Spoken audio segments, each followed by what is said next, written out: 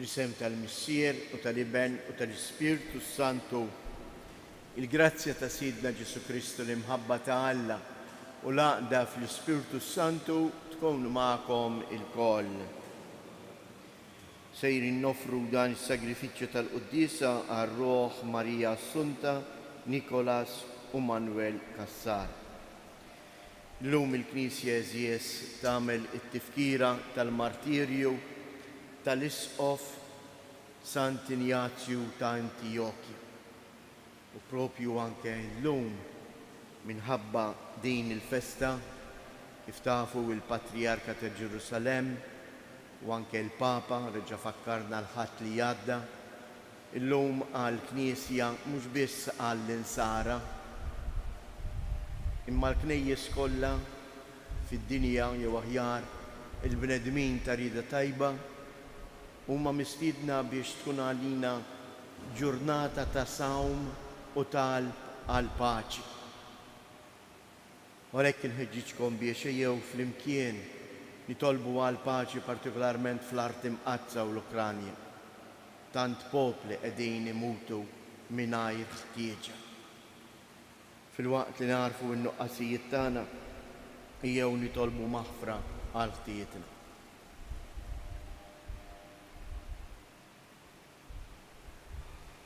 Mulej ħniena, Kristu ħniena, mulej ħniena. Iħenna lina Alla li jista' kollox jaħfrilna dnubietna u jwassalna għal ħajja ta' dejjem. Nitolbu. U Alla ta' dejjem li tista' kollox, inti żejjen il-ġisem qaddis tal-Knisja tiegħek bl-istqarrija tal-qaddisin martri. Atina li l-martirju glorjuż li qegħdin infakru illum ikun għalina ta' għajnuna qawwija kif kabbar għal dejjem fis-sema lil Sant Ignazju ta' Antiochia. Bibinek Ġesu Kristu Sidna li hu Alla u li miegħek jgħix wisaltan flimkien mal-Ispirtu Santu għal dejjem ta' dejjem.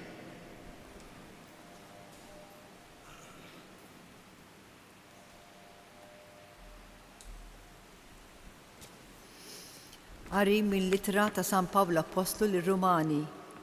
Eżis, jien ma nistħix mill-Evanġelu, għax l-Evanġelu huwa qawwa ta' Alla għas-salvazzjoni ta' dak kollha li jemmnu. L-ewwel il-Lut imbagħad il-Griegi u fih tidher il-ġustizzja ta' Alla minn fidi għal fidi, skont ma hemm miktub. Il-ġust jgħix bil-fidi. Il-kollha ta' Alla tidher nieżla mis-sema fuq il-ħażen u l-inġustizzja tal-bniedem li jżommu l-verità mjasra mill-inġustizzja. Għax dak li wieħed jista' jaraf minn Alla kien, iva irrevelat lilhom Alla stess urjulhom. Il-kobor tiegħu li ma jidirx, jiġifieri s-seta tiegħu ta' dejjem u d-divinità tiegħu huma setgħu jarfuh sa mill-ħolqien tad-dinja permezz tal-ħlejja u għalhekk ma għandhom ebda skuża. Imbagħad għad lil Alla għarfuh huma li tawh ġieħ ta' Alla li hu u lanqas raddewlu ħajr. Ma għall-kuntrarju, moħħhom intilef fil-bluwa u qalbhom bla den iddalmet. Waqt li ridu jagħmluha ta' orrif blieħu u bidlu il-glorja ta' dak Alla li ma jintemx ma' sura u xbija ta' bniedem li jintem, tal-asafar, tal-bejjem berba saqajn u ta' srib. U għalhekk Alla rjom għal ġibdiet ħżiena ta' qalbhom biex niġġu u waqgħu fil-għajb lil ġisimhom u huma stess bejniethom. Il-verità ta' Alla bidluha ma' gidba u taw il-ġieħ u l-qima tagħhom lil ħlejja flok ma tawhom lil-ħallieq li jkun imbierek għal dejjem. Amen. Il-kelma tal-mulej. Salm responsorjali ngħidu flimkien. Ismewwit ixandru il-glorja ta' Alla. Ismewwit ixandru l-glorja ta' Alla. Emil ideħ tħabbar il-firxa tas-sema. Jum lill-ieħor jagħti l-aħbar, lejl lill-ieħor iwassal it-tarif, ngħidu flimkien. ma hemmx aħbar u anqas kliem, ma hemmx leħen li ma jinstemax, ma l-art kollha jasal leħinhom, ma d-dinja kollha jinxteret kliemhom ngħidu flimkien. Inqumu bil-wifqa. Alleluja, alleluja. Il-kelma ta' Alla hija ħajja u qawwa, tarbel il-ħsibijiet u l-femiet tal-qalb. Alleluja.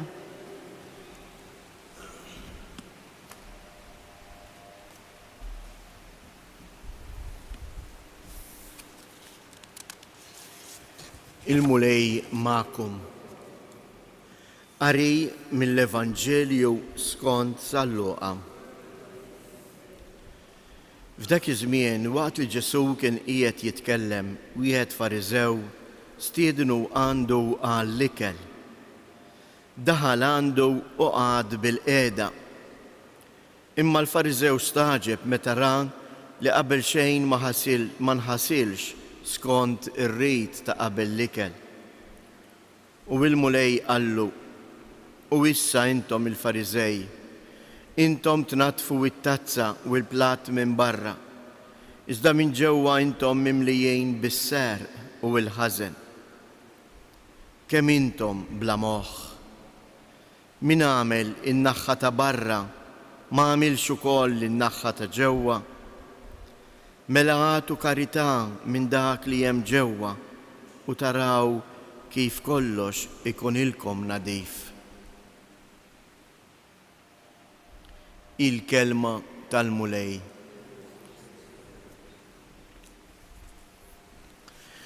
Jeżies, il-kelma tal-mulej għalina l-lum huwa invejt biex inkunu notfa minn ġewwa u mhux sempliċement minn barra.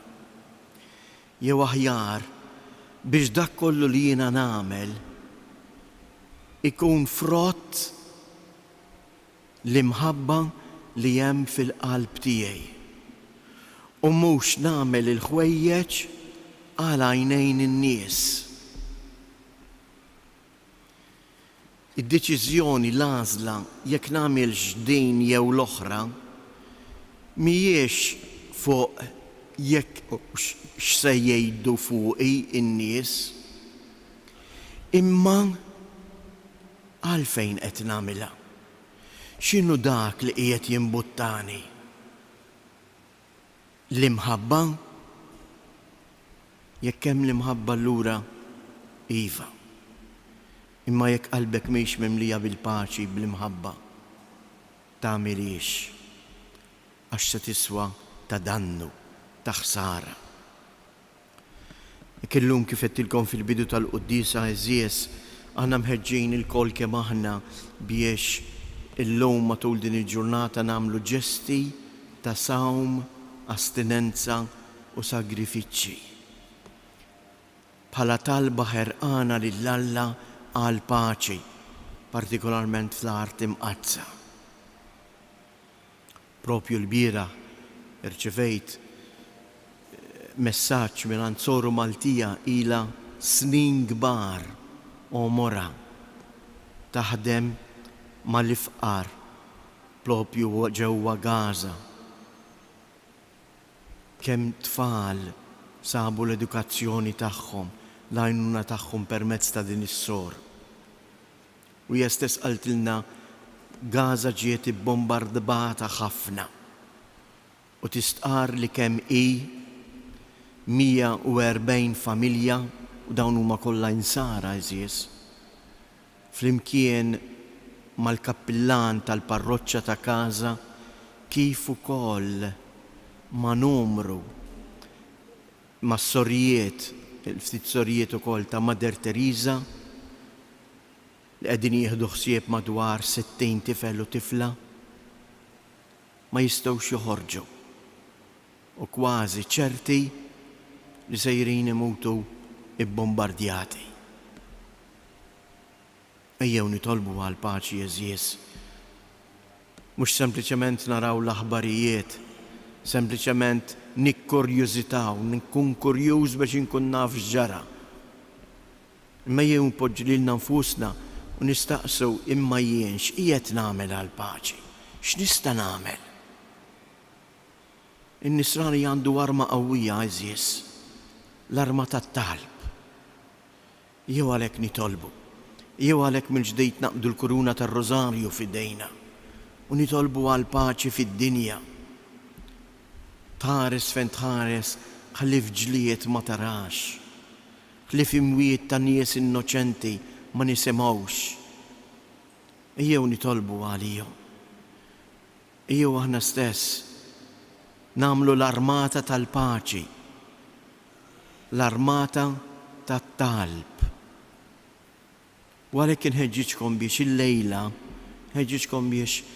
nerġgħu niltaqgħu fis-sitta fejn se jkun hawn l-adorazzjoni u l-rożarju meditat immexxi propju mill-patrijiet Franġiskani, il-patrijiet tal-art imqazza. Imbagħad fis-6:30 titkompla l-quddiesa. U għalhekk min forsi jkun diġà sema quddiesa, jiena nistiednu għall-inqas ejja ħanejdu flimkien minn dan is-santwarju għażiż Tomna Marija it-talba tar-Rożarju imqaddes.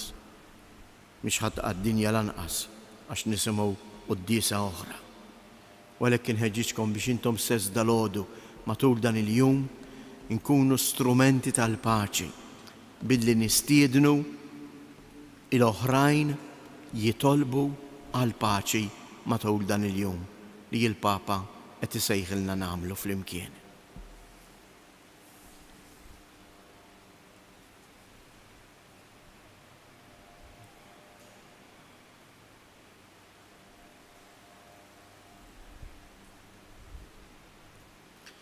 Ejjew Jeżies nitfgħu il-ħarsa tagħna fuq Alla il-Missier u nresqulu it-talbiet u x-xewqat ta' qalbna. Mulej Ġesu, nitolbuk għall-Knisja tiegħek. Għamel li jkollha rajja qaddisa bħal Sant Injazzju ta' Antiokkja li jwaslula l-kelma tiegħek, li jwaslula il-preżenza tiegħek. Nitolbuk mulej għal paċi fl-art imqazza, l-art fejn interraqt, għext u għalina tajt ħajtek fuq is-salib biex aħna ngħixu bik. Għamel mulej li dawn il-popli isibu il-paċi, Nitolbuk mulej għalina il-koll sabiex ma nkunux nies ta' bwiġġ ieħor, imma nkunu tassew strumenti tal-paċi tiegħek, insara li waslu il-paċi u l-ferħ tal-qalb lill-oħrajn. Nitolbuk mulej biex minn dan is-santwarju għażiż imprid kbirek il-morda tagħna. Għati l-għajnuna l dawk li jduru bihom. Qaddes il-familji tagħna. Għati l-għajnuna dak kollu li hu meħtieġ lill-eżies emigranti tagħna. Nitolbu. Fiskiet inresqu it-talbiet tagħna.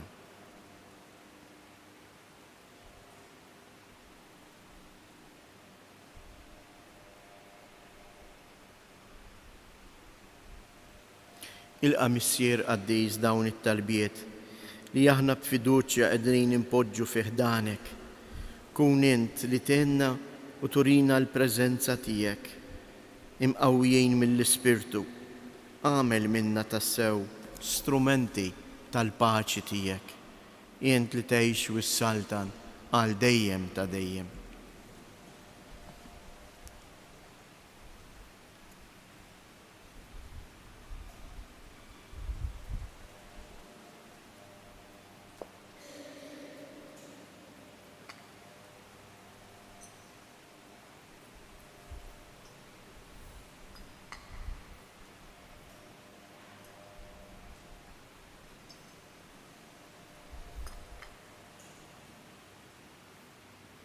Imbirek int mulej Alla tal-ħolqien kollu, għax fit-tjubitek tajtna l-ħobs li qegħdin nofrulek frott tal-artu xogħol il-bniedem li minnu jsir għalina il-ħobs tal-ħajja. Mbirek jint mulej Alla tal-ħolqien kollu għax fit-tjubitek tajtna l-imbejt li qegħdin nofrulek, frott tad-dilja u xogħol il-bniedem li minnu jsir għalina x-xorb tar-ruħ.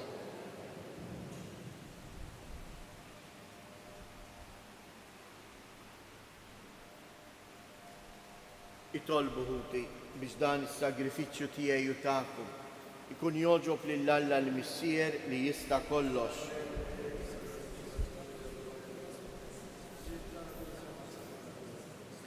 Il-qamulej din l-offerta li bil-qima kollha qegħdin nagħmlulek kif oġbok tilqa' s-sagrifiċċju ta' ħajtu li joffrilek l-Isqof Sant'Injazju ta' Antiokkja li fil-martirju tiegħu sejjaħ lilu nnifsu qamħ ta' Kristu maġun f'ħobb safi bi Kristu Siedna.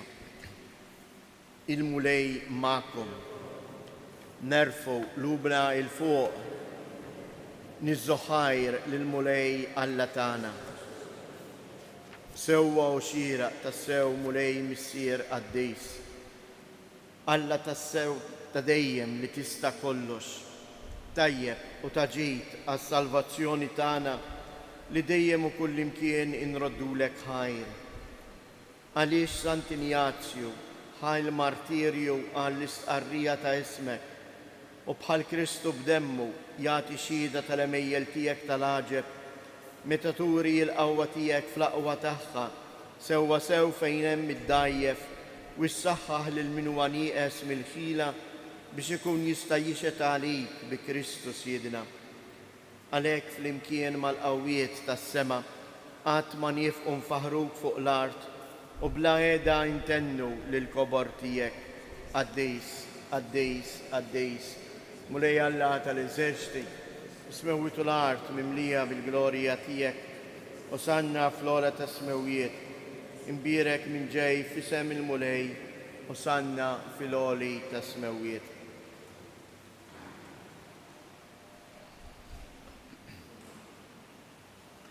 Għaddejs ta' sewint mulej inti lajn ta' kull qdusija. Għaddis għalek nitolbuk dawn l-offerti bil-barka tal-Ispirtu tiegħek biex isiru għalina il-ġisem u id-dem ta' Siedna Ġesu Kristu. Li meta kien se jingħata biex mir-rajħ ibati ħajl ħobs radd il-ħajr qasam tal id-disċipli tiegħu u qal: ħudu u kulu il-kol minn dan għax dan huwa ġismi li jingħata għalikom.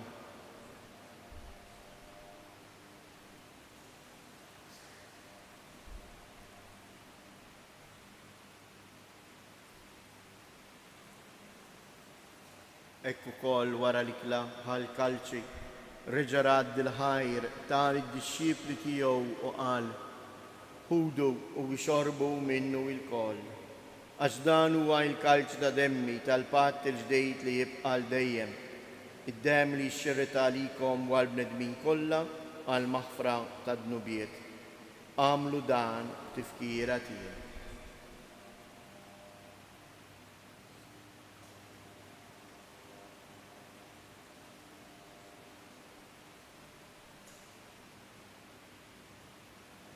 Dan hu il-misteru tal-fidi inħabbru l-mewt tiegħek mulej, inxandru bil-ferħ il-qawmien tiegħek, nistennewk sa ma tiġi fil-glorja.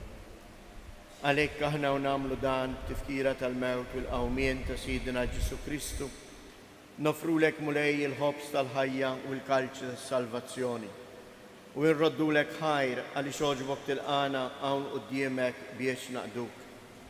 Mitċo kontana nitolbu l-Ispirtu Santu jaqqadna f'ġisem wieħed lilna nieħdu sehem il-ġisem u id-dem ta' Kristu. Ftakar mulej fil-Knisja tiegħek imxerda mad-dinja kollha u wettaqa fl-imħabba flimkien mal-Papa Franġisku mal-Isqof tagħna Anton, l-Isqfijiet u l-Ministri tiegħek kollha. Ftakar ukoll f'ħutna li raqdu bit-tama tal-qawmien. Ftakar fil-mejtin kollha daħħalhom quddiemek fid-dawl tas-sebt tiegħek. Ħenna għalina l-koll nitolbuk, għati lilna wkoll il-wirt tal-ħajja ta' dejjem flimkien mal-Verġni Mqazzo Malla Marija, ma' San Giusepp, l-Apostli, Sant Ignazju ta' Antiochia u l-qaddisin kollha li jiexu fil-ħbiberija tiegħek sa mill-bidu tad-dinja.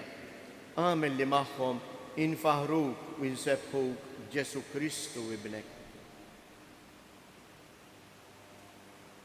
Bi Kristu, ma' Kristu u fi Kristu.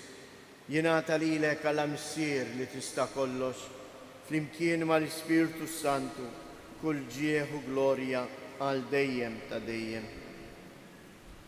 Ejjew nitolbu li tiġi fostna s-saltna ta' Alla.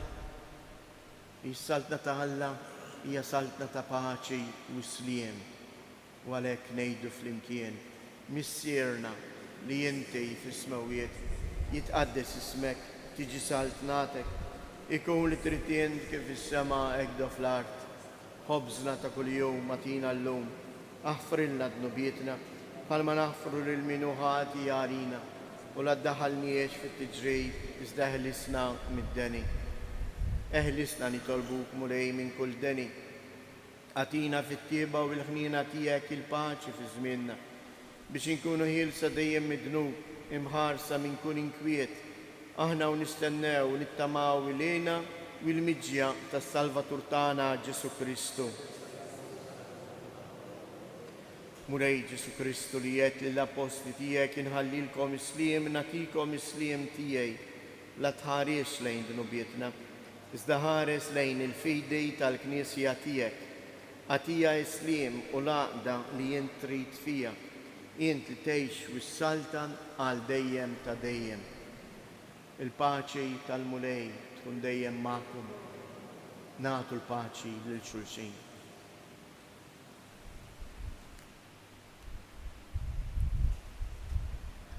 Ħaruf ta' Alla li tneħħi dnubiet tad-dinja ħenna għalina.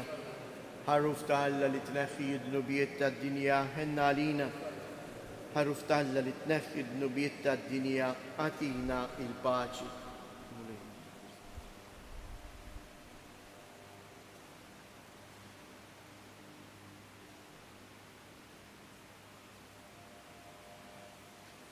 Danu il-ħaruf ta' Alla, danu li jneħħi d-dnubiet tad-dinja, ħen dawk li huma mistiedna għall-ikla tal-ħaruf.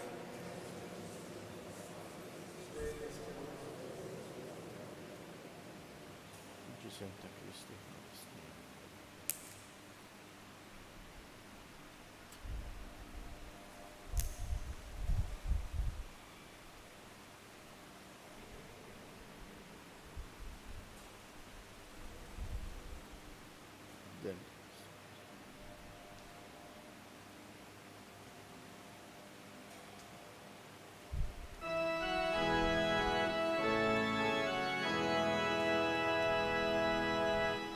Vita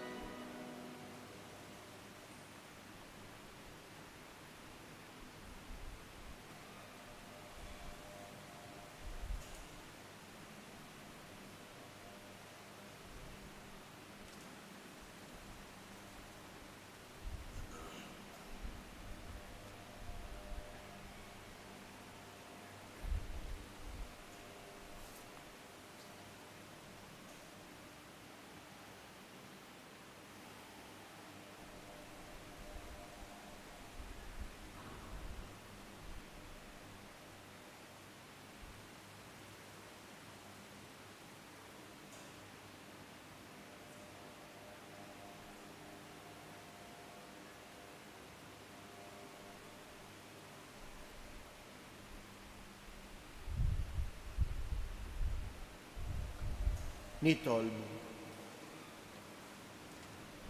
Qarbilna mulej bil-ħobs tas-sema, aħna u nfakru id-daħla ta' Sant Ignazju ta' Antiochia fis-sema.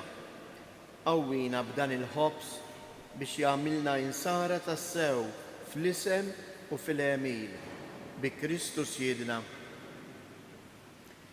Fakkarkom mela kif ġaħettilkom il-lejla niltaqgħu għat-talba tar-Rużarju u l-Qudiesa nibdew kollox fis-sitta.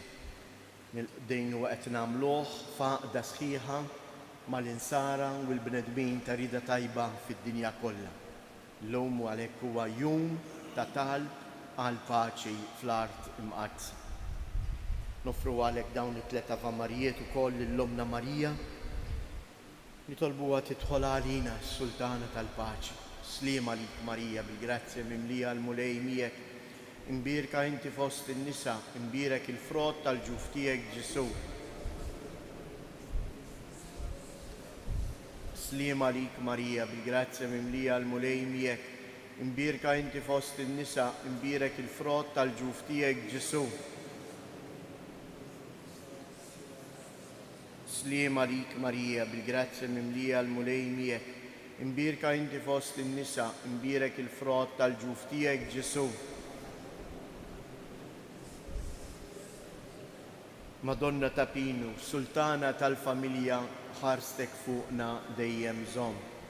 Nfakkarkom ukoll li ċ-ċelebrazzjoni jittalb li ħajsir il-lejla fis-sitta għal paċi sejjer ikun ukoll imxandar biex tistiednu l-morda jingħaqdu magħna fuq il-mezzi soċjali tas-santwarju. Il-mulej magħkom. Iberikkom Alla li jista' kollox, il-Missier, l-Iben u l-Ispirtu Santu. Morru u għejxu fil-paċi ta' Kristu.